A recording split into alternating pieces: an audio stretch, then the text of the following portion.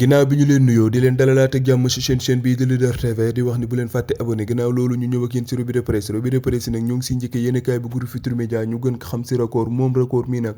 mi nga fësal final boobee nga xam ne war na am tey ji sa Allemagne ñu tubbee ko Super Coupe d'Allemagne bu 18h30 jotee équipe bii di Bayern war ci jàkkaarloo équipe bii di Leipzig mais l'international sénégalais bii di Sadio Mané ñoo ngi ci xaar moo tax journal mi ngi bind di fësal naan kii di Sadio Mané ndax dina jël trophée bu njëkk ànd seeg équipe bii di Bayern tey jii bu 18h30 jotee ba tey journal bi ñoo ngi fay fekk équipe boobee di Paris Saint-Germain nga xam ne war na jàkkaarloo équipe bii di Nantes dimanche bii ñu jëm moo tax journal mi ngi bind di fësal naan Paris compte bien récupérer son bien mooy Paris Saint-Germain gi gannaaw bi nga xam ne kii di Kylian Mbappé jéewul moom Paris Saint-Germain gi mi ngi yaakaar ci doomu brésilien bi l'international brésilien bi ñu gën ko xamee ci Neymar ba tey journal bi ñoo ngi fay fekk sunu gaynde lëkkoo yooyee nga xam ne war na tey ji jàkkaarloo équipe bii di Libéria moo tax journal bi mi ngi bind di fesal naan Lions lëkkoo yi tey ji war nañu jeexal liggéey bi ba tey journal bi mi ngi fesal ay kàddu Pape Thiaw moomee nga xam ne moo leen di tàggat muy xamle naan donte Libéria moom mais motiver nañ ko mais sunu gaynde yii nañuy gën a motiver ndax gannaaw bi nga xamee ne tey jii seen dëkk nañ koy jouer war a jàkkaarloog tey jii supporters yi kon nag sunu gaynde yi tey jii war nañoo mën a doxal sa boobu lépp. ginnaaw record dañuy jubale stade moom ma nga fesal final bii nga xam ne war na am tey jii foofu la sa Allemagne Super Coupe d'Allemagne boobee nga xam ne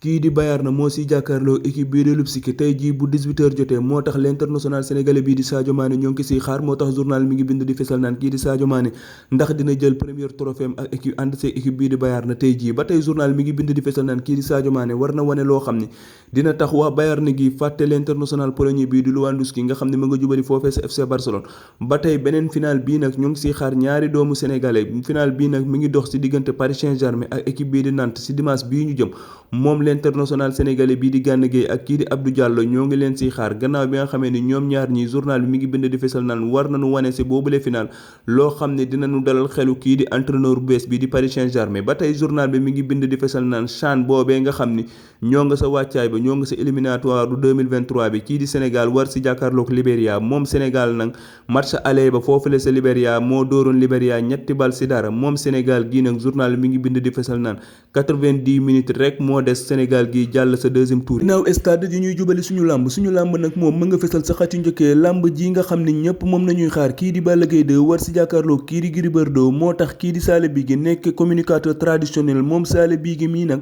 mi ngi yëkkati ay kàddu naan combat